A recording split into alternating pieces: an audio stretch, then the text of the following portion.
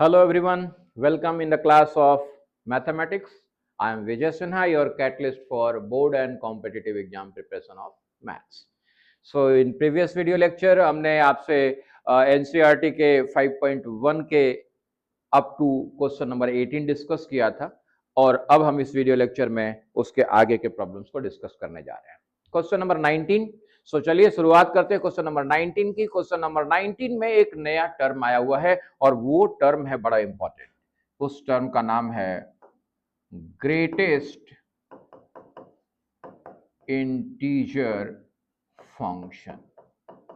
इस greatest integer function को समझना जरूरी है। जब तक हम इस ग्रेटेस्ट इंटीजर फंक्शन को नहीं समझेंगे हमारा काम होगा नहीं। ग्रेटेस्ट इंटीजर फंक्शन क्या है भाई? जब कभी भी एक वैल्यू को अगर बड़े ब्रैकेट में लिख दें तो इसको हम लोग कहते हैं ग्रेटेस्ट इंटीजर फंक्शन। यहाँ पे देखो क्वेश्चन क्या कह रहा है, कह रहा है कि so that the function defined by g x is equal to x minus बड़े वाले ब्रैकेट के अंदर एक्स। तो बड़े वाले ब्रैकेट के अंदर मतलब समझना कि ऐसे ही सिंपल है। इसका मतलब है ये ग्रेटेस्ट इंटीजर फंक्शन है। Is discontinuous at all integer points, सारे इंटीजर पे डिसकंटिन्यूअस है ऐसा कह रहा है दिखाने के लिए। कह रहा है कि ब्रैकेट में बड़ा वाला एक्स, बड़े वाले ब्रैकेट के अंदर जो एक्स है वो डिनोट क्या कर रहा है? ग्रेटेस्ट इंटीजर फंक्शन को डिनोट कर रहा है। और ये होता क्या है? लेस देन और इक्वल टू एक्स होता है। यानी ग्रेटेस्ट इंटीजर फंक्शन हकीकत में खुद के वैल्यू के बराबर या खुद से एक कम होता है। कैसे? जरा समझने की कोशिश करो। ग्रेटेस्ट इंटीजर फंक्शन मतलब बड़ा वाला इंटीजर, यानी ब्रैकेट के अंदर जो वैल्यू दी हुई है उस वैल्यू के अंदर जो इंटीजरल पार्ट है, सबसे बड़ा इंटीजरल पार्ट, वही उसका रिजल्ट होता है। एग्जांपल के तौर पे जरा देखो, हमारे पास मान लो 5 है, तो 5 में इंटीजरल पार्ट क्या है? 5 ही है। तो इसको ओपन करोगे तो क्या मिलेगा? 5। चलिए अब जरा हम करते हैं 5 से थोड़ा सा कम, 5 माइनस 0.1 कर देते हैं। तो 5 माइनस 1 किया, 0.1 किया, 5 से जरा सा भी कम किया, 5 से जरा सा भी कम किया, तब क्या हो गया? ये 4.9 हो गया। और जरा 4.9 में देखो सबसे बड़ा इंटीजर क्या है? 4 है। तो रिजल्ट क्या मिल गया? 4। मैं इसमें से 5 माइनस 0.2 कर दूं तब क्या मिला? 4.8। और 4.8 का ग्रेटेस्ट इंटीजर 4। तो आप यहां से क्या कंक्लूड कर सकते हो?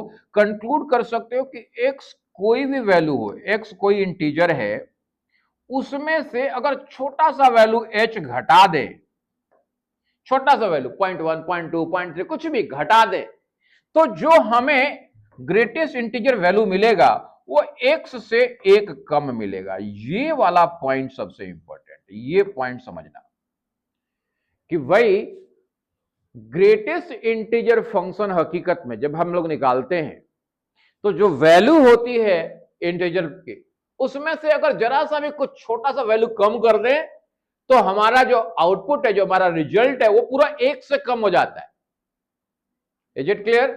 जरा अब देखो, ये तो कम होने की बात हुई, बढ़ा दे तो कोई फर्क पड़ता है क्या? जैसे x था तो x का ग्रेटेस्ट इंटीजर हम निकालने जा रहे हैं। x को वैल्यू हम क्या माना है? 5, लेकिन 5 में हम 0.1 ऐड कर दे रहे हैं, 5 प्लस 0.1। तो 5 प्लस 0.1 कितना हो जाएगा? 5.1। और इसका ग्रेटेस्ट इंटीजर ये तो सर 5 ही होगा। मैं अगर 0.2 ऐड कर दूं तब 5.2 हो जाएगा। और उसका ग्रेटेस्ट इंटीजर ये भी 5 ही रहेगा। 5.3 ऐड कर दूं तब 5.3 हो जाएगा। इसका भी ग्रेटेस्ट इंटीजर 5 ही रहेगा। जब हमने x से कुछ छोटा सा वैल्यू सब्ट्रैक्ट कर दिया था और फिर ग्रेटेस्ट इंटीजर निकाला तो ग्रेटेस्ट इंटीजर 1 से कम हो गया।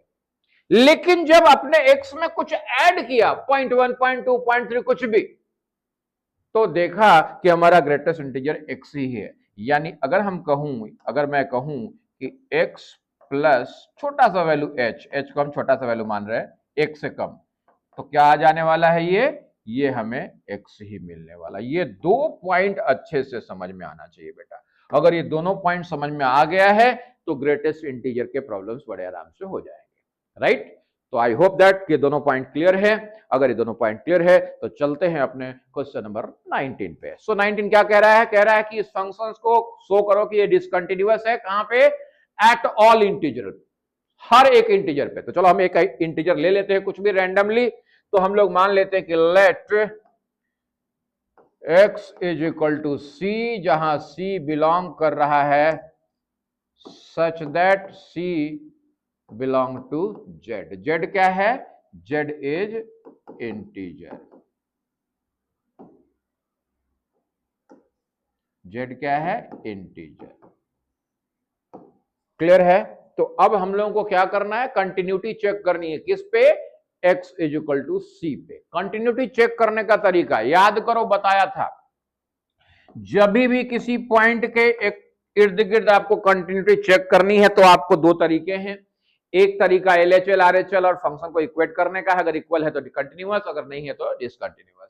और दूसरा तरीका, भाई फंक्शंस की वैल्यू और लिमिट की वैल्यू दोनों इक्वल है तो फंक्शन हमारा कंटिन्यूअस। पहला वाला तरीका कब इस्तेमाल करते हैं?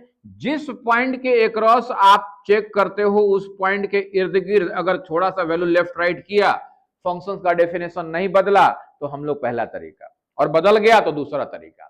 यहां पे जरा देखो, चूंकि हम लोग देख रहे हैं कि एक्स में जरा सा भी कुछ ऐड कर रहे हैं या सब्ट्रैक्ट कर रहे हैं तो फंक्शंस का डेफिनेशन बदल जा रहा है। इसलिए कौन सा मेथड इस्तेमाल करना पड़ेगा? LHL RHL वाला मेथड इस्तेमाल करना पड़ेगा। तो लेट अस स्टार्ट। हम लोग चलते हैं LHL RHL मेथड से, देखते हैं कि ये फंक्शन हमारा कॉन्टिन्यूअस है या नहीं। तो हमें किस पॉइंट पे चेक करना है? At x is equal to C पे। जब सी क्या है भाई? सी हमारा बिलोंग टू जेड यानी इंटीजर है। तो x is equal to C पे चेक कर रहे हैं तो सबसे पहले फंक्शन ऑफ x देखते हैं। फंक्शन ऑफ x क्या डिफाइन है हमारा? x minus greatest integer of x। x के जगह पे हमने क्या लिया हुआ है? c लिया हुआ है, तो c minus greatest integer of c। c क्या है? चूंकि c हमारा इंटीजर है और अभी अभी आपने देखा कि इंटीजर का जो ग्रेटेस्ट वैल्यू होता है खुद इंटीजर ही होता है, सेम इंटीजर हो जाता है। इसका मतलब c माइनस क्या हो जाएगा? c, और वैल्यू क्या आ गई? 0। यानी फंक्शन ऑफ c क्या आ गया बेटा? फंक्शन ऑफ c आ गया आपका 0। फंक्शन ऑफ c क्या आ गया? 0। तो फंक्शन ऑफ c तो 0 आ गया, पहली बात ध्यान रख लो। फंक्शन ऑफ c क्या आ चुका है? 0 आ चुका है। अब हम लोगों को LHL और RHL देखना है। तो सबसे पहले LHL देख लेते हैं। अब LHL कैसे देखे, जरा ट्रिक लगा रहे थे, मैं समझने की कोशिश करना। LHL में क्या करते हैं? LHL में हम कहते हैं कि x की जो वैल्यू है, जिस पॉइंट पे चेक कर उसे छोटा सा कम है, यानी अप्रोच करते हैं हम लोग लेफ्ट से, तो लेफ्ट से। तो हम लोग क्या मान के चल रहे हैं? हम लोग मान के चल रहे हैं यहाँ पे कि c की जो वैल्यू है यानी x की वैल्यू हमने c लिया हुआ है, लेकिन c से हम छोटा सा कम कर दे रहे हैं, बहुत छोटा सा h, छोटा सा अमाउंट h कम कर दे रहे हैं। जरा ध्यान से सोचो कि अभी हम लोग का जरा क्या हो रहा है, x टेंड्स टू हम क्या कर रहे हैं? c टेंड्स कर रहे हैं। भाई x किधर को जा रहे हैं? c को जा रहे हैं। लेकिन अगर मैं कहूं कि भाई x tends to c dash कहूं, x tends to c dash, तो इसका मतलब h टेंड्स टू क्या हो जाएगा? 0। अगर h टेंड्स टू 0 हो रहा है यानी c में से जो घटाने वाला अमाउंट है वो 0 की तरफ बढ़ रहा है, तो डेफिनेटली हमारा x टेंड्स टू क्या होगा? c डैश होगा, राइट। तो LHL बराबर क्या लिखेंगे? हम लोग लिखेंगे limit x tends to c dash, और c डैश क्या है बेटा? c डैश है हमारा c माइनस h। तो function of c minus h ने c से थोड़ा सा कम कर दिया है। तो अगर x tends to c dash कर रहे हैं, तो इसको क्या लिख सकते हैं? Limit x tends to c dash अगर हो रहा है तो h टेंड्स टू क्या हो रहा है? 0। h tends to 0, function of c minus h। इतनी बात समझ में आई? अगर इतनी बात समझ में आ गई तो जरा बता दो कि लिमिट c माइनस h कितना होगा? Limit h tends to 0, function of c minus h क्या होगा? फंक्शन ऑफ x क्या डिफाइंड है? x minus greatest integer of x है। तो यहां पे हमारा x की वैल्यू क्या है? c minus h। तो हम क्या लिखेंगे? लिखेंगे c minus h minus greatest integer of c minus h। ये बात समझ में आई? अगर ये बात समझ में आ गई तब यहां से यार देखो क्या बताया था? बताया था कि x माइनस h का ग्रेटेस्ट इंटीजर क्या होता है? x minus 1। तो c माइनस h का ग्रेटेस्ट इंटीजर क्या होगा? c minus 1। Is it clear? यही बात मेन समझना है। Limit h tends to 0, c minus h पहले से है, माइनस c माइनस h का ग्रेटेस्ट इंटीजर क्या हो रहा है, c माइनस एच का greatest integer c minus one हो रहा है, c माइनस वन। अब जरा सॉल्व थोड़ा सा सिंप्लीफाई करो, limit h tends to zero, c minus c क्या होगा, कैंसिल हो गया, माइनस h और minus minus plus, plus one.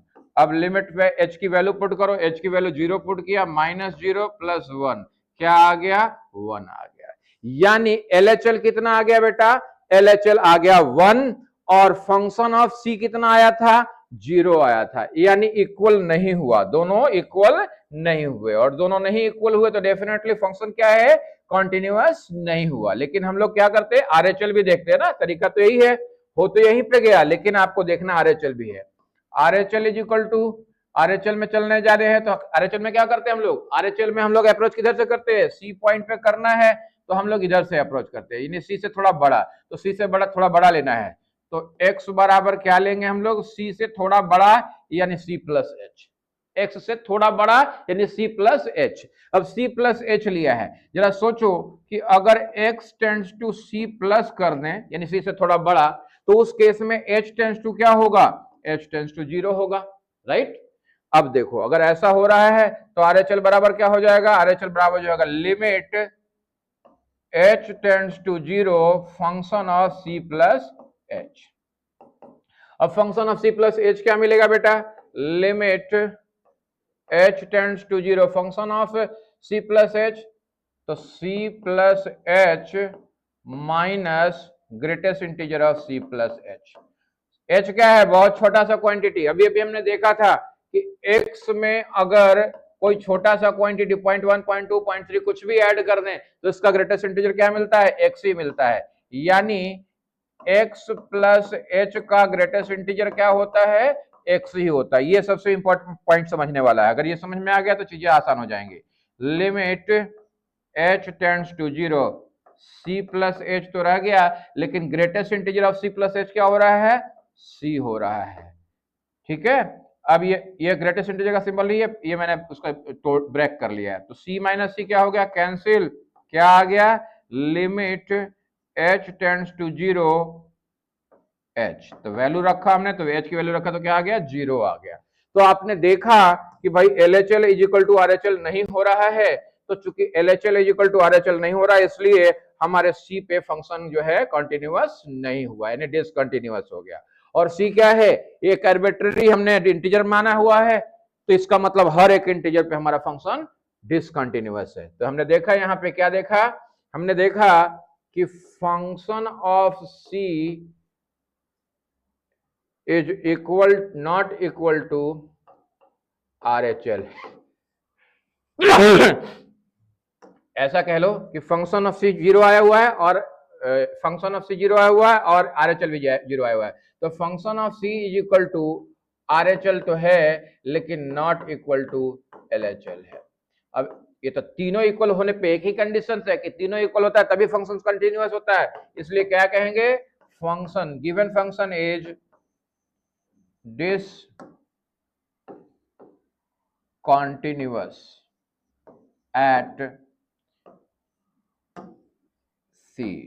और C क्या है, C हमारा ऑल इंटीजर्स है, तो हर इंटीजर पे हमारा ये फंक्शन डिसकंटिन्यूअस हो गया, यही प्रूव करने के लिए कह रहा था। इसी के साथ क्वेश्चन नंबर 1 का होता है समापन, सॉरी 19 का। अब चलते हैं क्वेश्चन नंबर 20 पे। 20 क्या कह रहा है जरा देखें, कह रहा है is the function defined by function of x is equal to x square minus sin x plus 5 is continuous at x is equal to 5। बड़ा इजी क्वेश्चन है, सिंपल सा क्वेश्चन, बहुत सिंपल सा क्वेश्चन। सो फटाफट इसको करते हैं। Function x defined है, क्या डिफाइंड है, x square minus sign x plus 5। कह रहा है कि क्या ये कंटिन्यूअस है x is equal to pi पे, तो चेक करना है at x is equal to pi, यानी x is equal to pi पे हमारा फंक्शन कॉन्टिन्यूअस है कि नहीं, यही चेक करना है। अब जरा सोचो, x is equal to pi पे हम लोग फंक्शन चेक कर रहे हैं, तो भाई फंक्शन ऑफ x बराबर क्या दिया हुआ है, x square minus sign x plus 5। तो फंक्शन ऑफ पाई कितना हो जाएगा बेटा, x का जगह पे पाई रखो, pi square minus sine pi plus 5। Pi square sine pi कितना होता है बेटा, याद रखो, साइन पाई साइन 0 0, याद आ रहा है कुछ साइन का ग्राफ? साइन 0 0 और फिर साइन पाई फिर से 0, साइन पाई 2 पाई फिर से 0, तो साइन पाई क्या होता है 0, तो -0 + 5 क्या वैल्यू आ गया पाई स्क्वायर + 5, यानी फंक्शन ऑफ पाई क्या आ गया पाई स्क्वायर 5, पाई स्क्वायर + 5। अब हम क्या करेंगे, अब हम लोग लिमिट चेक करेंगे कि क्या लिमिट x टेंड्स टू पाई भी बराबर है। तो भाई हम लोग क्या चेक करने वाले, लिमिट x टेंड्स टू पाई, अगर हम पाई की तरफ प्रोसीड कर रहे हैं तो क्या इक्वल टू होगा limit x tends to pi function of x क्या होगा, limit x tends to pi function of x क्या डिफाइंड है x² - sin x + 5, right. Put करो वैल्यू, x की वैल्यू पुट करो यहाँ पे लिमिट में, तो यहाँ पे वैल्यू पुट करोगे तभी भी क्या हुआ पाई स्क्वायर - sin पाई + 5, क्या आ गया pi square -0 + 5 that is pi square + 5, right. यानी आपने देखा कि फंक्शन ऑफ पाई बराबर है limit x tends to function of x, limit x tends to pi function of x के, that's why function will be continuous. क्या लिखेंगे, लिखेंगे यहाँ पे कि function of pi is equal to limit x tends to pi function of x is equal to pi square + 5, therefore function is continuous at x is equal to pi। Screenshot ले लीजिए और फिर चलते हैं हम लोग अगले क्वेश्चंस की ओर, राइट। फिर चलते हैं हम लोग अगले क्वेश्चंस के ऊपर, ले लिया स्क्रीनशॉट। चलिए come to the next question number 21 कह रहा है कि discuss the continuity of the following function. तीन फंक्शन दे रखे हुए हैं, function x is equal to sine x + cos x, function x is equal to sine x - cos x और function x is equal to sine x into cos x। कह रहा है कि कंटिन्यूटी डिस्कस करो। कंटिन्यूटी डिस्कस करने के लिए जो कंटिन्यूटी के प्रॉपर्टीज हैं उसे ध्यान में रखना पड़ेगा। याद करो हम लोगों ने सीखा कि अगर हमारे पास जो दो फंक्शन है, एक मान लो फंक्शन x है is continuous at suppose a, और फिर एक दूसरा फंक्शन है gx, ये भी कॉन्टिन्यूअस है एट a। दोनों फंक्शन कॉन्टिन्यूअस है एक दिए हुए वैल्यू पे। तो हम लोगों ने सीखा है कि अगर दोनों फंक्शन कॉन्टिन्यूअस है तो प्रॉपर्टी क्या कहता है, प्रॉपर्टी कहता है कि अगर fx कंटिन्यूअस है और gx भी कंटिन्यूअस है, दोनों कंटिन्यूअस हैं, तो fx प्लस gx यानी फंक्शन ऑफ x को ऐड कर दे with the another function of gx, वो भी क्या होगा कॉन्टिन्यूअस होगा एट a, पहली प्रॉपर्टी। दूसरी प्रॉपर्टी क्या कहता है कि फंक्शन ऑफ x में अगर gx को घटा दें तभी भी वो कंटिन्यूअस होगा एक के ऊपर। तीसरा क्या कहता है कि फंक्शन ऑफ x को अगर gx से मल्टीप्लाई कर दें वो भी कंटिन्यूअस होगा। और चौथी प्रॉपर्टी क्या कहता है, फंक्शन ऑफ x को अगर gx से डिवाइड कर दें वो भी कंटिन्यूअस होगा। लेकिन यहां पे एक रिस्ट्रिक्शन है, क्या रिस्ट्रिक्शन है कि gx जो है हमारा वो इक्वल टू 0 नहीं होना चाहिए। ऊपर वाले में कोई ऐसा रिस्ट्रिक्शन नहीं है, तीन में रिस्ट्रिक्शन नहीं है, प्लस में माइनस में और मल्टीप्लिकेशन में ऐसा रिस्ट्रिक्शन नहीं है। लेकिन डिवीजन वाले में फंक्शन, दो फंक्शंस अगर कंटिन्यूअस है तो उनका डिवीजन भी कंटिन्यूअस होगा, considering that gx is not equal to 0। Clear है, इतनी बातें समझ में आ गई है? अगर इतनी बातें समझ में आ गई है तो हम लोग क्वेश्चन नंबर 21 को बड़े आराम से डिस्कस कर सकते हैं, राइट। अब कुछ प्रॉपर्टी आप जानते हैं। सबसे पहले प्रॉपर्टी हम लोग ए डिस्कस करने जा रहे हैं कि भाई साइन एक्स की बात करें। हमारे पास एक फंक्शन मान लो g, function x is equal to दिया हुआ है, function x is equal to sine x plus cos x. चलो हम लोग इसे मान लेते हैं जी एक्स प्लस इसको मान लेते हैं एच एक्स। अब ये बताओ कि जी एक्स कंटिन्यूअस होता है क्या, एच एक्स कंटिन्यूअस होता है क्या, सबसे पहले यही समझना है। तो याद करो हमने ट्रिग्नोमेट्रिक फंक्शंस के बारे में पढ़ा, हमने कहा साइन एक्स की बात की जाए, यही ग्राफ है हमारा साइन एक्स का। तो साइन एक्स जो है एक्स के हर रियल वैल्यू के लिए क्या होता है, कॉन्टिन्यूअस फंक्शन होता है। Sign x is a continuous function, यानी यहां पे आप कह सकते हैं, क्या कह सकते हैं कि वी नो दैट, हम जानते हैं, क्या जानते हैं, sine x is a continuous function for x belong to r। हर एक रियल के लिए, रियल वैल्यू के लिए, हर एक रियल वैल्यू के लिए साइन एक्स फंक्शन क्या होता है, कॉन्टिन्यूअस होता है। बिल्कुल उसी तरीके से देयरफॉर हम लोग क्या कह सकते हैं कि gx is continuous, x belong to r। हर r(x) के लिए, हर x के लिए, रियल वैल्यू के लिए हमारा gx क्या है, कॉन्टिन्यूअस है। बिल्कुल वैसे ही जरा याद करो, ये तो साइन का ग्राफ था, कॉस का देखते हैं। कॉस में क्या सिखाया था हमने, कॉस में सिखाया था कि कॉस जो है सर शुरू कहां से होता है, यहां से शुरू होता है, यानी 0 से 1 से घटता हुआ, ये ग्राफ है, ये भी कॉन्टिन्यूअस। तो हम जानते हैं, क्या लिखोगे कि हम जानते हैं, फिर वी नो, हम जानते हैं, क्या जानते हैं कि cos x is also continuous function for x belong to r।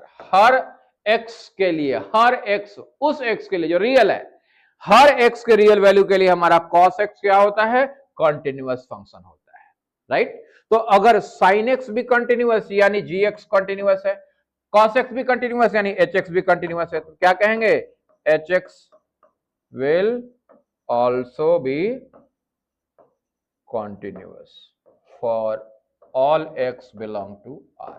हर x के लिए ये कंटिन्यूअस होगा। अगर दोनों कंटिन्यूअस है, hx भी कंटिन्यूअस है और gx भी कंटिन्यूअस है, तो हमने प्रॉपर्टी क्या पढ़ा हुआ है कि भैया fx प्लस gx भी कंटिन्यूअस होगा। अगर fx कंटिन्यूअस है, gx भी कंटिन्यूअस है, तो fx प्लस gx भी कंटिन्यूअस होगा।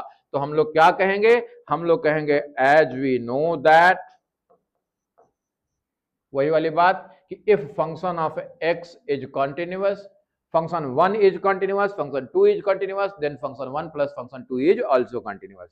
तो हम लोग ये बताएंगे और उसके अकॉर्डिंगली लिखेंगे। क्या लिखेंगे हम लोग लिखेंगे कि since sin x is continuous, cos x is continuous, that's why sin x plus cos x is also continuous। तो यहाँ पे आप लिख दोगे वो सारी चीजें लैंग्वेज में, और अंत में लिखोगे कि therefore function of x is continuous for x belong to r। हर रियल नंबर के लिए हमारा ये फंक्शन जो है कंटिन्यूअस है। बिल्कुल वैसे ही सिमिलरली, केवल वर्ड्स में आपको डिस्कस करना है, function of x is equal to sine x minus cos x के लिए भी ये बिल्कुल एग्जैक्टली ऐसे ही कहोगे कि साइन एक्स हमारा कंटिन्यूअस होता है हर x real number of x के लिए, कॉस एक्स भी कंटिन्यूअस होता है हर रियल नंबर x के लिए, इसलिए sign x minus cos x भी कंटिन्यूअस होगा, क्योंकि हम जानते हैं कि अगर दो फंक्शंस कंटिन्यूअस है तो उनका सब्सट्रैक्शन भी कंटिन्यूअस होता है। उसी तरीके से तीसरा वाला भी बिल्कुल सेम डिट्टो कहोगे कि भाई साइन एक्स कंटिन्यूअस है all value of x, real value of x के लिए, cos x भी कंटिन्यूअस है ऑल वैल्यू ऑफ x के लिए, इसलिए sin x into cos x भी कंटिन्यूअस होगा हर के लिए। तो ये तीनों फंक्शंस हमारे कंटिन्यूअस होंगे। यही चीजें केवल आपको डिस्कस करके लिख देना है और कुछ भी नहीं करना है, राइट। अगर इतनी बातें समझ में आ गई है तो हम लोग चलते हैं। ये मतलब इस क्वेश्चंस में आपको ध्यान ये देखना है, देना है कि भाई आपको ये ध्यान में रहना चाहिए कि अगर दो फंक्शन, दो डिफरेंट फंक्शंस दिए गए हैं और दोनों कंटिन्यूअस है गिवन वैल्यू के लिए, तो दोनों का एडिशन भी कंटिन्यूअस होगा, दोनों का सब्सट्रैक्शन भी कंटिन्यूअस होगा, दोनों का मल्टीप्लिकेशन भी कंटिन्यूअस होगा, दोनों का डिवीजन भी कंटिन्यूअस होगा, कंसीडर्ड ओनली कि नीचे वाला डिनोमिनेटर क्या होना चाहिए, इक्वल टू 0 नहीं होना चाहिए, right. Come to the next, अगले प्रॉब्लम पे आते हैं, प्रॉब्लम नंबर 22। प्रॉब्लम नंबर 2 भी ऐसा ही कुछ है, कुछ भी नहीं है इसमें भी। कह रहा है कि discuss the continuity of cosine, यानी कोसाइन का मतलब क्या है, ये हकीकत में कॉस, कॉसेकेंट मतलब कॉसेक, सेकेंट मतलब सेक, और कॉटेजेंट मतलब कॉट। इसके बारे में कह रहा है कि इसकी कंटिन्यूटी डिस्कस करो। ले सर कैसे डिस्कस करें, बड़ा सिंपल है। सबसे पहले आप साइन और कॉस की बात कर लो। साइन और कॉस ध्यान में है कि साइन और कॉस कब कंटिन्यू होता है कि नहीं होता है, तो सबसे पहले वही डिस्कस करो कि हम लोग जानते हैं। क्या लिखोगे यहां पे, एज वी नो। सबसे पहले ऐसा कर दो कि यहाँ पे फंक्शन ऑफ एक्स लिख दो। फंक्शन ऑफ एक्स क्या दिया हुआ है, मान लो फंक्शन ऑफ एक्स दिया हुआ है सपोज कोसाइन एक्स, राइट। तो function of x is equal to cosine x, यानी function of x is equal to क्या लिखोगे आप, cos x. Function of x क्या लिखोगे, कॉस एक्स। कंफ्यूज नहीं होना है कि कोसाइन लिखा हुआ है, तो फंक्शन ऑफ एक्स क्या है, कॉस एक्स है। अब लिखोगे कि एज वी नो, हम जानते हैं कि cos x is continuous function. cos x क्या होता है, एक कॉन्टिन्यूअस फंक्शन है for x belong to r। हर x जो रियल वैल्यू है उसके लिए हमारा cos x क्या होता है, कॉन्टिन्यूअस फंक्शन है, ठीक है। तो therefore cosine will be continuous function, right. अच्छा, उसी तरीके से अब क्या लिखोगे, फिर लिखोगे ये मान लो फंक्शन ऑफ वन लिख दो, फंक्शन f1x, f2x लिख देना, f2x लिख दो कि sin x, f2x is sin x। तो कहोगे कि फिर we also know that sin x is also continuous function for x belong to r। x के हर रियल वैल्यू के लिए हमारा sin x भी क्या होता है, कॉन्टिन्यूअस होता है। इसलिए f2x function 2 of x will be continuous for x belong to r। हर x के लिए क्या होगा, ये कॉन्टिन्यूअस फंक्शन होगा। लेकिन अभी एक तो ये कोसाइन हो गया, क्वेश्चन में तो कोसाइन था, अब दूसरा क्या था, कोसेकेंट था। ये कोसेकेंट क्या होता है जरा समझना, function of 3x is equal to cosecant x है। तो ये हकीकत में कोसेंट x का मतलब क्या होता है, कोसेक x, कोसेक x। और कोसेक x क्या होता है बेटा, ये सबसे इंपॉर्टेंट है, ये होता है साइन का इनवर्स, यानी 1 बाई साइन x। तो अब यहां पे दो फंक्शन है, जरा ध्यान से देखियो, यहां पे दो फंक्शन है, एक फंक्शन है 1 और दूसरा फंक्शन है साइन x। यानी हकीकत में 1 कैसा फंक्शन है, 1 कांस्टेंट है, तो हम जानते हैं कि कांस्टेंट फंक्शन तो कंटीन्यूअस फंक्शन होता है, यानी 1 is continuous function and sin x is also continuous function. तो वही इसका मतलब f3x 1 भी कंटीन्यूअस है, sin x भी कंटीन्यूअस है, इसलिए 1 बाई साइन एक्स भी कंटीन्यूअस होगा, लेकिन sin x 0 नहीं होना चाहिए। और sin x 0 कब होता है बेटा, sin x 0 होता है sir 0 sin x equal to 0 पे, x इक्वल टू पाई पे, x इक्वल टू 2 पाई पे, x इक्वल टू 3 पाई पे, x इक्वल टू 4 पाई पे, यानी x इक्वल टू n पाई पे। तो यहां पे क्या कहेंगे हम लोग, कहेंगे कि 1 इज, लिखना होगा प्रॉपर तरीके से, 1 इज कॉन्टिन्यूअस फंक्शन। कांस्टेंट क्या होते हैं, वो सारे वैल्यू क्या हो, कांस्टेंट क्या होते हैं, कंटीन्यूअस फंक्शन होते हैं। और sin x is also continuous function for x belong to r। तो therefore 1 by sin x will be continuous। लेकिन ऑल आर पे नहीं, इसमें एक एक्सेप्शनल, sin x नीचे वाला 0 नहीं होना चाहिए, यानी x की value x should not be equal to n pi, x n pi के बराबर नहीं होना चाहिए, यानी x belong to r minus n pi, ऐसा कह देंगे आप।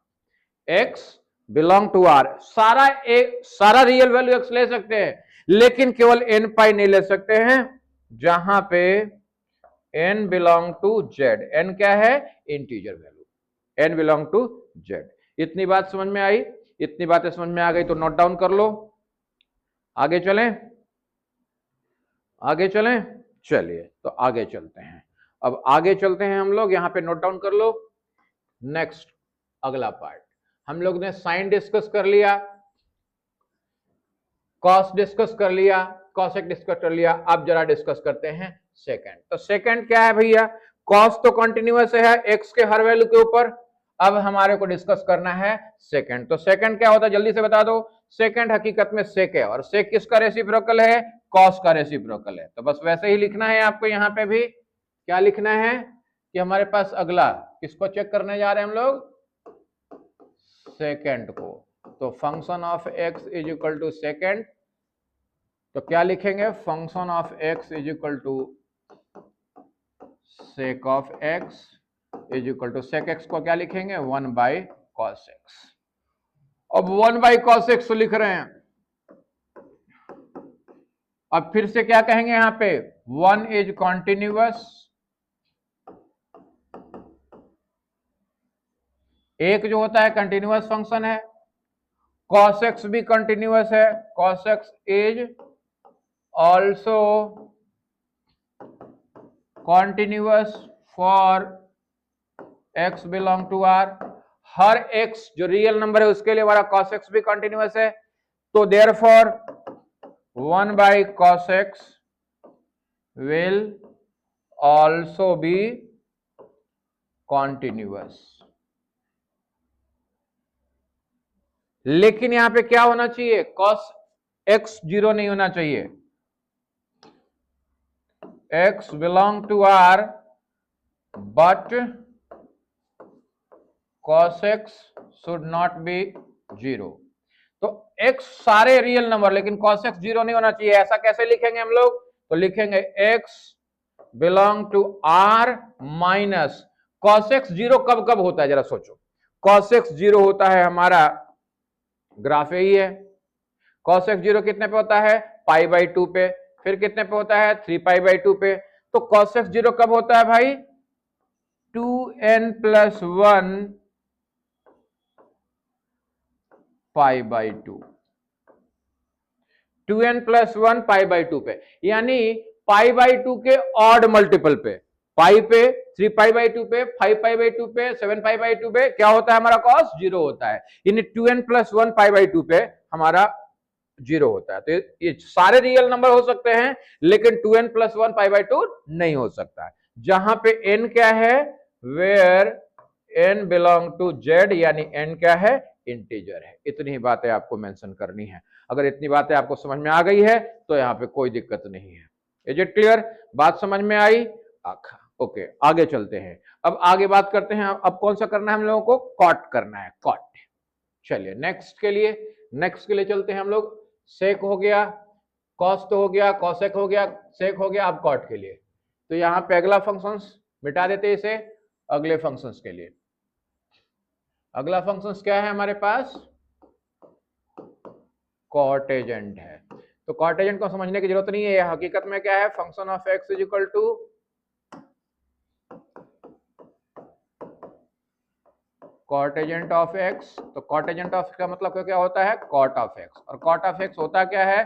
कॉट ऑफ एक्स होता है बेटा cos x upon sine x, right? Cos x upon sine x. अब इस बार क्या लिखने वाले हो? फिर से दो फंक्शन है, एक कॉस एक्स और एक साइन एक्स है। आपको क्या लिखना है? आपको लिखना है कि cos x is continuous for all x belongs to r। हर रियल नंबर के लिए cos x continuous, sin x is also continuous for all x belong to r। तो भैया यहां पे लिखेंगे, क्या लिखेंगे?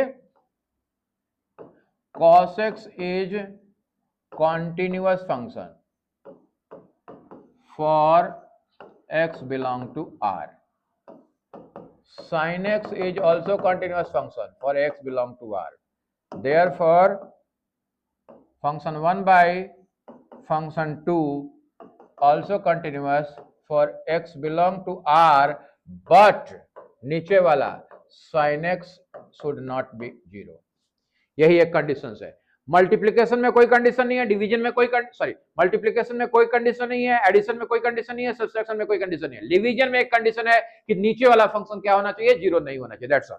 तो x belong to r but x is not equal to zero, तो x जीरो किस पे होता है जरा सोचो, तो x belong to r minus क्या, जिस पे जीरो होता है बता दो, x साइन x जीरो किस पे होता है, जीरो पे होता है, पाई पे होता है, 2 पाई पे होता है, 3 पाई पे होता है, 4 पाई पे होता है, यानी यहाँ पे n पाई नहीं होना चाहिए, क्योंकि n पाई पे साइन क्या हो जाएगा, जीरो हो जाएगा। तो बस यही कहना है कि function is continuous x belong to r minus n pi where n belong to z। n क्या है हमारा, इंटीजर है। और इसी के साथ ही हमारा ये क्वेश्चन होता है समाप्त। स्क्रीनशॉट ले लो, बिल्कुल ही आसान से क्वेश्चन, बच्चों वाला question. Come to the next question number 23। Find the all point of discontinuity of the function sin x by x if x is lesser than 0 and x plus 1 if x is greater than 0। बड़ा important question है ये question कई बार exam में पूछा गया है, इसलिए इस क्वेश्चन बहुत आसान है लेकिन क्वेश्चन इंपॉर्टेंट है। सो लेट अस सी क्या कह रहा है कि भाई सारे पॉइंट ऑफ डिसकंटिन्यूटी बताओ। बोला सर कितने केस बनते हैं, यहाँ पे केस देखना होगा। तो हमारे पास चीजें क्या क्या हैं, हमारे पास जो x है, एक है लेसर देन c, यानी ये अगर c पॉइंट है तो एक एरिया ये बनता है लेसर देन c। पहला केस क्या बनता है, x is lesser than 0, right. c को क्या माना हमने, 0 माना, तो c लेसर देन 0। दूसरा क्या बनता है, दूसरा केस बनता है x इज इक्वल टू 0, और तीसरा ये वाला एरिया यानी x इज ग्रेटर देन 0। तीन केस बनते हैं, लेसर देन 0, ग्रेटर देन 0 और इक्वल टू 0। इन तीनों केसेस पे हम लोगों को चेक करना होगा कंटिन्यूटी। अगर कंटिन्यूअस नहीं है तो हम लोग कह देंगे कि हमारा फंक्शन इस पॉइंट पे हमारा कंटिन्यूअस नहीं है। अगर कंटिन्यूअस है तो भाई कहना पड़ेगा कि कंटिन्यूटी है, बनी हुई है। तो लेट अस सी, एक एक करके चेक करते हैं। सबसे पहला केस, फंक्शन क्या डिफाइंड है, सबसे पहले लेट एक पॉइंट मान लेते हैं, let x is equal to c where c belong to r। एक पॉइंट ले लिया हम लोगों ने c, और c को क्या कहा कि वो रियल नंबर है, तो रियल नंबर के लिए हमारे फंक्शंस डिफाइन है। तो सबसे पहले अभी क्या कंसीडर करने जा रहे हैं, पहला case, case 1, c is lesser then 1, c lesser than 1 पे। तो c इज लेसर देन 1 पे देखो, लेसर देन 1 पे क्या डिफाइंड है, सबसे पहले sin x by x defined है। c इज लेसर देन पे क्या डिफाइंड है, सॉरी लेसर देन 1 नहीं लेना बेटा, c बिलोंग टू 0, 0 वाला पॉइंट है, तो c is lesser than 0, c को 0 लिया, c इज लेसर देन 0, पहला case c is lesser than 0। तो 0 से कम ये वाला एरिया, तो इस वाले एरिया में थोड़ा कम ज्यादा करेंगे तभी भी फंक्शन तो वही डिफाइन रहेगा, लेसर देन 0। तो इसलिए हमारे को कौन सा तरीका इस्तेमाल करना होगा, पहला तरीका, यानी लिमिट और फंक्शंस की वैल्यू। तो चलिए निकालते हैं केस नंबर 1 के लिए। फंक्शन ऑफ x क्या डिफाइन है, c इज लेसर देन 1 के लिए, sin x by x defined है। तो sin x by x क्या करेंगे भाई, फंक्शन ऑफ x के जगह पे c रखो, c is equal to sin c by c। Clear है, ओके। अब जरा लिमिट निकालते हैं, limit x tends to c, function of x, limit x tends to c, function of x tends to c कर रहा है, इधर को जा रहे हैं हम लोग, c की तरफ जा रहे हैं, तो c की तरफ, c क्या है, लेसर देन 0 है, तो फंक्शन क्या डिफाइंड है, same sin x by x, ये डिफाइंड है। तो sin x by x, तो हम लोग क्या करेंगे भाई, वैल्यू पुट कर दीजिए, sin c by c। तो हमने देखा कि function of c is equal to limit x tends to c, function of x क्या आ रहा है, sin c by c आ रहा है, इक्वल है, therefore function is continuous at x is lesser than 0। Lesser than 0 पे हमारा पूरा का पूरा फंक्शन क्या है, कॉन्टिन्यूअस है, यानी डिसकंटिन्यूटी नहीं मिली। पहले वाले केस में हमें डिसकंटिन्यूटी नहीं मिली। चलिए अब कंसिडर करते हैं हम लोग दूसरा केस। दूसरा केस क्या है, case number 2, c is equal to क्या कंसीडर करना है, जीरो कंसीडर करना है, c is equal to zero. जरा ध्यान से देखना, अब हम लोग क्या ले रहे हैं, c is equal to zero. Zero से जरा सा लेफ्ट चले तो जीरो से कम, और जीरो से कम के लिए फंक्शन डिफाइन है sin x बाई एक्स, और जरा सा राइट चले तो जीरो से बड़ा, उसके लिए फंक्शन डिफाइन है x प्लस वन, यानी LHL और RHL अलग अलग है, फंक्शंस की वैल्यू बदल जा रही है। तो फंक्शंस की वैल्यू बदल रही है, डेफिनेशन बदल रहा है, तो दूसरा तरीका LHL RHL वाला तरीका। तो चलिए निकल लगाते हैं हम लोग। सबसे पहले फंक्शन ऑफ x क्या डिफाइंड है, इक्वल टू के लिए कौन सा डिफाइंड है, x plus one, equal to वाला लेंगे तो function of x is equal to x plus one, तो फंक्शन ऑफ जीरो कितना हो गया बेटा, zero plus one, that is one. Function of zero कितना आ गया, वन आ गया। अब क्या निकालना है, अब निकालना है हम लोग को limit x tends to zero, function of x tends to zero. Zero कौन सा, चूंकि LHL निकाल रहे हैं, LHL तो जीरो से जरा सा कम, अप्रोच हम लोग इधर से कर रहे हैं, तो limit zero dash function of x क्या होगा, limit x tends to zero dash function of x क्या होगा, जीरो डैश का मतलब चूंकि अप्रोच हम लोग लेफ्ट से कर रहे हैं इसलिए लेसर देन जीरो, तो क्या डिफाइन हो गया, sign x by x, sign x by x.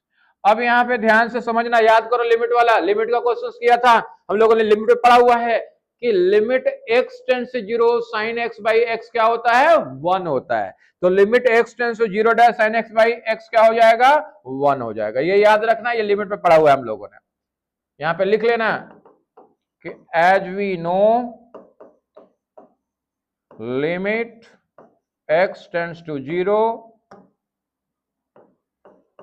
Sign x by x क्या होता है, वन होता है, right. Come to the next, अब RHL चलते हैं। RHL क्या होगा, limit x tends to zero plus, zero plus का मतलब इस बार अप्रोच इधर से कर रहे हैं, तो इधर से कर रहे हैं, इसका मतलब जीरो से जरा सा बड़ा है, और जीरो से बड़ा के लिए फंक्शन क्या डिफाइन है, x प्लस वन, तो लिमिट क्या लिखेंगे, limit x tends to zero plus, function क्या डिफाइंड है, x प्लस वन, तो x प्लस वन, वैल्यू क्या आ गया, x की वैल्यू रखो, zero plus one that is one. LHL क्या आया, वन आया, RHL क्या आया, वन आया, और फंक्शन ऑफ जीरो क्या आ रहा है, ये भी वन आ रहा है। क्या कहोगे, बोला सर हियर, यहां पे function of zero is equal to LHL is equal to RHL is equal to 1. Therefore, function is continuous at x is equal to 0. यानी दूसरे वाले केस पे भी फंक्शन हमारा कंटिन्यूअस है, डिसकंटिन्यूटी नहीं मिली। जबकि कह रहा है कि डिसकंटिन्यूटी बताओ, तो पहले वाले केस में भी कंटिन्यूअस है हर पॉइंट पे, दूसरे वाले केस में भी हर पॉइंट पे कंटिन्यूअस है। अब चेक करने जा रहे हैं हम लोग तीसरा पॉइंट। तीसरा पॉइंट क्या है बेटा, तीसरा पॉइंट, तीसरा केस क्या है, तीसरा केस है x is greater than zero. देखते हैं कि ग्रेटर देन जीरो पे क्या होता है, कंटिन्यूअस होता है कि नहीं होता है, ग्रेटर देन जीरो पे कंटिन्यूअस होता है या नहीं होता। So let us see case number three. Case number three क्या कह रहा है, case number three, case number three कह रहा है कि c is greater than zero. अब जरा सोचो, ये c है हमारा, c बराबर जीरो लिया था हमने, तो इससे बड़ा, इससे बड़ा, तो इससे बड़ा कुछ भी ले रहे हैं, c से जीरो से बड़ा कुछ भी ले रहे हैं, c is greater than zero, तो क्या हो रहा है, फंक्शन हमारा एक ही डिफाइन है, थोड़ा बहुत आगे पीछे होंगे तभी भी फंक्शन वही डिफाइन रहेगा। तो तरीका कौन सा, पहला वाला, यानी सबसे पहले फंक्शन ऑफ c निकालेंगे। फंक्शन ऑफ x क्या डिफाइन होगा इस वाले केस के लिए, इस वाले केस के लिए ग्रेटर देन जीरो के लिए, यानी x plus one, x plus one, तो फंक्शन ऑफ c क्या हो गया, c plus one. Function of c क्या मिला, c प्लस वन। अब लिमिट निकालें, limit x tends to c function of x, c जब ग्रेटर देन जीरो है तो उसके लिए फंक्शन तो x प्लस वन डिफाइंड है, तो क्या लिखेंगे, limit x tends to c x plus one, x की वैल्यू रखो c प्लस वन, यानी फंक्शन ऑफ c भी उतना ही आया और limit x tends to c function of x भी उतना ही आया, कितना आया, c प्लस वन। क्या कहेंगे, function is continuous at x greater than 0। तो भैया तीनों केस कंसिडर कर लिया हम लोगों ने और देखा कि तीनों ही केसेस में हमारा फंक्शन क्या है, कॉन्टिन्यूअस है। तब आंसर में क्या लिखेंगे, आंसर में लिखेंगे हम लोग, आंसर क्या देंगे यहां पे हम लोग, आंसर में लिखेंगे the given function is not discontinuous at any point. किसी भी पॉइंट के ऊपर हमारा फंक्शन डिसकंटिन्यूअस नहीं है। तो डिसकंटिन्यूटी पूछा था केवल कंफ्यूज करने के लिए। सो लेट अस सी क्वेश्चन नंबर 24 पे चलते हैं हम लोग। क्वेश्चन नंबर 24 कह रहा है कि determine if the function f is defined by function of x is equal to x square into sin of 1 by x if x is not equal to 0 and equal to 0 if x is equal to 0। मतलब ये है कि दो ही case बन रहे हैं यहां पे, जरा ध्यान से समझने की कोशिश करना। सपोज पहला case x is equal to 0, तो अगर x की वैल्यू 0 है तब तो हमारा फंक्शन क्या डिफाइंड है, 0 डिफाइंड है। लेकिन x की वैल्यू अगर 0 से कम हो गया, थोड़ा भी कम हुआ, तो ये एरिया, इस एरिया में फंक्शन क्या डिफाइंड है, x square into sine of 1 by x. बिल्कुल वैसे ही अगर x से थोड़ा भी बढ़ गया तभी भी नॉट इक्वल टू 0, और नॉट इक्वल टू के लिए फंक्शन क्या डिफाइंड है, x square into sine of 1 by x. यानी दो केस बन रहे केवल, एक केस इक्वल टू 0 पे और एक केस नॉट इक्वल टू 0 पे। तो सबसे पहले हम लोग पहला केस कंसीडर कर रहे हैं, case number 1, when x is not equal to 0, x 0 नहीं है, उस केस में क्या होगा। तो उस केस में हमारे पास फंक्शन क्या डिफाइंड है, इस केस के लिए फंक्शन क्या डिफाइंड है, फंक्शन डिफाइंड है हमारा x square into sine of 1 by x. Is it clear. x जब 0 नहीं है तो उसके लिए फंक्शन क्या डिफाइंड है, x square into sine of 1 by x. अब जरा ध्यान से देखना, एक फंक्शन यहां पे हमारे पास एक्स स्क्वायर का है और एक फंक्शन हमारे पास साइन ऑफ 1 बाई एक्स है, यानी दो अलग अलग फंक्शन है।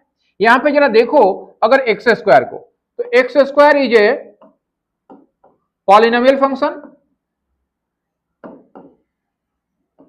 और हम जानते हैं एज वी नो क्या जानते हैं, every polynomial function is continuous eight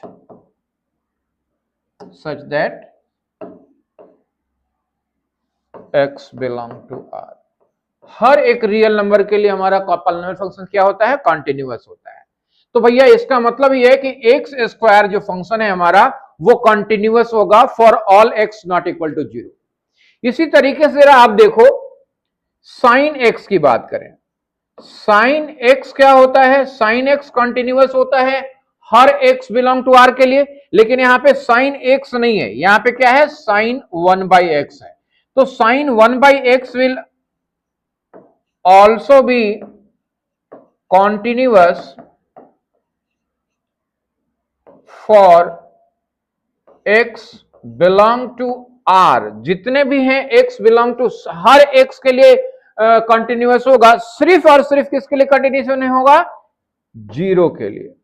क्यों, अगर ये 0 हो गया तो क्या हो जाएगा, इनफाइनाइट।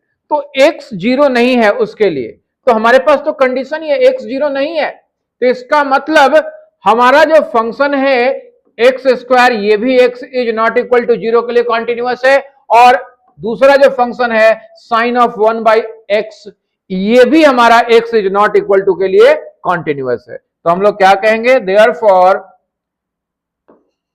फंक्शन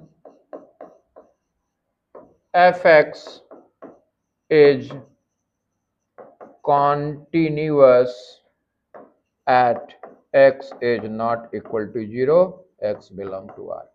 x के हर रियल नंबर के लिए हमारा ये फंक्शन कॉन्टिन्यूअस है जब हमारा x 0 के बराबर नहीं होगा। इज इट क्लियर, बात समझ में आई या कोई दिक्कत है। रिपीट कर दे रहा हूं भाई, एक्स स्क्वायर पॉलिनोमियल फंक्शन है, हर x के लिए कंटिन्यूअस होगा। Sine 1 by x, sine x continuous होता है, साइन 1 बाई एक्स भी कंटिन्यूअस होगा। कंडीशन केवल क्या होगा, ये x जो है 0 नहीं होना चाहिए, क्योंकि 0 होने पे क्या हो जाएगा, ये इनफाइनाइट हो जाएगा। तो साइन 1 बाई एक्स भी कंटिन्यूअस होगा, हर x के लिए जो रियल नंबर है except x is not equal to 0। तो यही तो कंडीशन है, x is not equal to 0। इसलिए x इज नॉट इक्वल के 0 के कंडीशन में हमारा पूरा का पूरा फंक्शन क्या है, कॉन्टिन्यूअस है। Is it clear? Come to the next, अगले केस पे बात करते हैं। दूसरा केस क्या है? दूसरा केस, सेकंड केस कह रहा है कि x is equal to 0। Case number 2, x is equal to 0। अब जरा सोचो, x इज इक्वल टू 0 पे क्या करना है भाई? x इज इक्वल टू 0 पे हमें चेक करना है कंटिन्यूटी। तो कैसे चेक करें? सबसे पहले फंक्शन ऑफ x निकाल लेते हैं। फंक्शन ऑफ x क्या डिफाइन है? फंक्शन ऑफ x 0 पे क्या डिफाइन है? फंक्शन ऑफ x 0 पे 0 डिफाइन है। तो फंक्शन ऑफ x 0 पे क्या डिफाइन है? 0, यानी फंक्शन ऑफ 0 क्या हो गया? 0 हो गया। अब लिमिट निकाल लेते हैं हम लोग। अब जरा ध्यान से देखना, लिमिट जब निकालेंगे, लिमिट x टेंड्स टू 0 करने वाले हैं। तो x टेंड्स टू 0 करने वाले, 0 है, टेंड्स टू 0 मतलब इधर से अप्रोच कर रहे हैं, इधर से अप्रोच कर रहे हैं, इधर से अप्रोच करें तभी भी वही फंक्शन, इधर से अप्रोच करें तभी भी वही फंक्शन, सेम फंक्शन रहने वाला है। तो limit x tends to 0, function of x क्या हो जाएगा बेटा? Limit x tends to 0, function of x क्या हो जाएगा? चूंकि इधर से अप्रोच करें, 0 नहीं है, तो क्या हो जाएगा हमारा? x square into sine of 1/x। ये बात समझ में आई कि नहीं आई? अगर नहीं आई तो बताओ, ये बात समझ में आई? पक्का? चलो, अगर समझ में आ गई तो अब वैल्यू रखते हैं। जरा सोचो वैल्यू क्या रखना है? X square into sine of x रखना है। तो भाई एक्स स्क्वायर रखा हमने, तो एक्स स्क्वायर रखा, तो एक्स स्क्वायर रख रहे हो तो एक्स स्क्वायर 0 रखोगे तो क्या हो जाएगा? ये 0 हो जाएगा हमारा।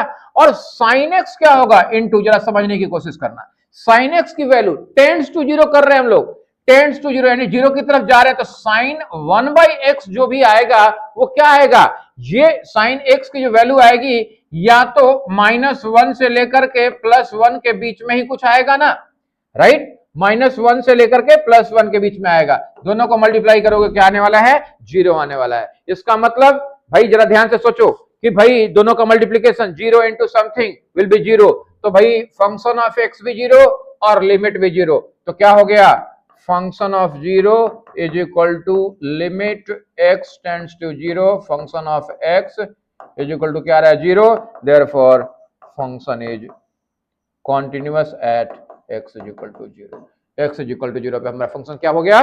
कॉन्टिन्यूअस हो गया। Is it clear to all? बात समझ में आई? केवल यहां पे एक ही पॉइंट आपको समझना है, ये पॉइंट ये कि साइन ऑफ 1/x, ये नहीं कि 1/x में